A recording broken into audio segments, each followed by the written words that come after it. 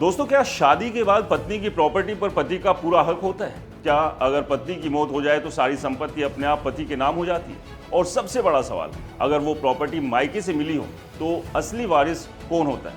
आप जो अब तक सोचते आए हैं, हो सकता है वो पूरी तरह गलत हो, क्योंकि कोर्ट ने अब एक ऐसा फैसला दिया है जो हर पति पत्नी को जानना बेहद जरूरी है। अब इस खबर को ध्यान से समझिए, क्योंकि ये फैसला सीधे लाखों परिवारों और करोड़ों की संपत्तियों पर असर डाल सकता है। दोस्तों, हाल ही में आंध्र प्रदेश हाई कोर्ट ने एक बेहद अहम और साफ फैसला सुनाया है, जिसमें कहा गया है कि अगर किसी महिला को उसके मायके यानी माता पिता से प्रॉपर्टी विरासत में मिली है और उसकी मृत्यु बिना वसीयत यानी विल और बिना संतान के हो जाती है, तो उस प्रॉपर्टी पर उसके पति या ससुराल पक्ष का कोई अधिकार नहीं होगा। यानी जिस प्रॉपर्टी को लेकर समाज में आम धारणा थी कि पत्नी के नाम है तो पति का हक है, उस धारणा को अदालत ने पूरी तरह से खारिज कर दिया है।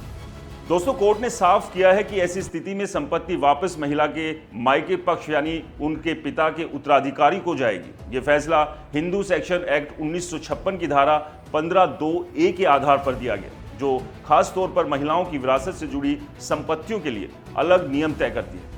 दोस्तों, आमतौर पर जब किसी व्यक्ति की मृत्यु बिना वसीयत के होती है तो उसकी संपत्ति पति, पत्नी, बच्चों या नजदीकी रिश्तेदारों में बांटी जाती है। लेकिन इस कानून में महिलाओं के लिए एक खास प्रावधान है। अगर महिला को कोई संपत्ति उसके पिता या माता से मिली है और उसकी कोई संतान नहीं है, तो वो संपत्ति उसके पति को नहीं बल्कि उसके पिता के वारिसों को ही वापस जाएगी। इस पूरे मामले की कहानी भी बेहद दिलचस्प है और इसे समझना जरूरी है।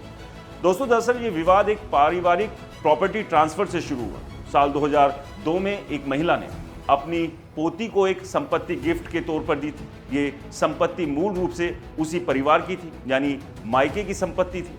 लेकिन साल 2005 में उस पोती की अचानक मृत्यु हो गई। सबसे महत्वपूर्ण बात, उसकी कोई संतान नहीं थी और उसने कोई वसीयत यानी विल भी पीछे से नहीं छोड़ी थी। यहीं से विवाद की शुरुआत हुई। पोती की मौत के बाद उस महिला यानी दादी ने वही संपत्ति अपनी दूसरी पोती के नाम कर दी।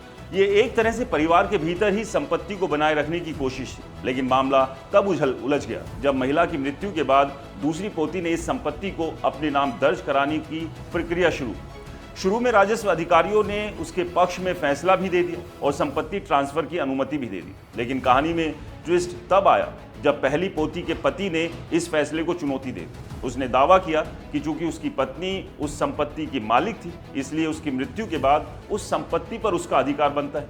उसने कोर्ट में अपील की और शुरुआती स्तर पर उसे राहत भी मिल गई। यहीं से मामला कानूनी लड़ाई में बदल गया और आखिरकार ये आंध्र प्रदेश हाई कोर्ट तक पहुंच गया।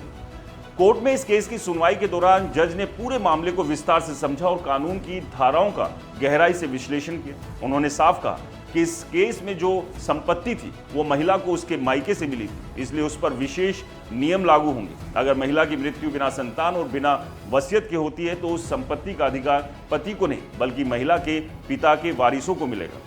कोर्ट ने अपने फैसले में यह भी स्पष्ट किया कि कानून का उद्देश्य ये सुनिश्चित करना है कि मायके की संपत्ति उसी परिवार में बनी रहे जहां से वो आई। यानी अगर किसी महिला को अपने माता पिता से संपत्ति मिली है तो उसकी मृत्यु के बाद वो संपत्ति ससुराल में ट्रांसफर ना होकर वापस मायके के परिवार में ही जाए।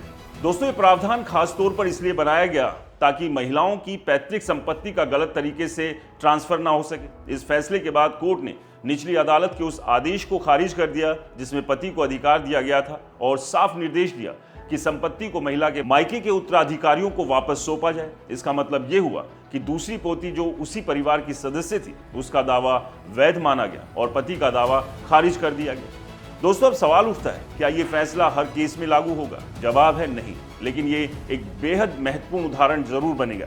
ये फैसला खास तौर पर उन मामलों में लागू होगा जहां 3 शर्तें पूरी होती हैं। पहली, संपत्ति महिला को उसके माता पिता से मिली हो। दूसरी, महिला की मृत्यु बिना वसीयत के हुई हो। और तीसरी, उसकी कोई संतान ना हो।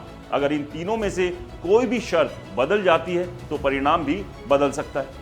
उदाहरण के तौर पर अगर महिला की संतान होती है तो संपत्ति पहले उसके बच्चों को मिलेगी। अगर उसने वसीयत लिखी होती तो संपत्ति उसी के अनुसार ट्रांसफर होती। और अगर संपत्ति उसने खुद खरीदी होती तो उसके पति का दावा बन सकता था। दोस्तों, ये फैसला इसलिए भी बेहद अहम है क्योंकि भारत में आज भी बड़ी संख्या में लोग ये मानते हैं कि शादी के बाद पत्नी की हर संपत्ति पर पति का अधिकार होता है। लेकिन ये पूरी तरह से सही नहीं है। कानून में अलग अलग तरह की संपत्तियों के लिए अलग अलग नियम, खासतौर पर महिलाओं की पैतृक संपत्ति के लिए। दोस्तों, इस निर्णय का एक बड़ा सामाजिक असर भी हो सकता है। इससे महिलाओं के मायके की संपत्ति की सुरक्षा और मजबूत होगी और परिवारों में संपत्ति को लेकर होने वाले विवादों में स्पष्टता आएगी। साथ ही ये फैसला लोगों को ये भी सिखाता है कि वसीयत बनाना कितना जरूरी है। अगर उस महिला ने स्पष्ट वसीयत लिखी होती तो शायद ये मामला इतना लंबा नहीं चलता। दोस्तों, आज के समय में जब प्रॉपर्टी की कीमतें तेजी से बढ़ रही है और हर छोटा विवाद करोड़ों में बदल सकता है, तो ऐसे में इस तरह के फैसले बेहद महत्वपूर्ण हो जाते हैं। ये ना सिर्फ कानून की सही व्याख्या करते हैं, बल्कि आम लोगों को उनके अधिकारों के बारे में जागरूक भी करते हैं। तो अगर आप भी प्रॉपर्टी खरीदने, ट्रांसफर करने या वसीयत में पाने की योजना बना रहे हैं, तो इस फैसले को जरूर ध्यान में रखें, क्योंकि एक छोटी सी जानकारी आपको बड़े नुकसान से बचा सकती है। दोस्तों, कोर्ट के इस फैसले पर आपकी क्या राय है? क्या आप भी कभी इस तरह के विवाद में उलझे हैं? अपनी कहानी और राय हमें कमेंट बॉक्स में ज़रूर बताएं।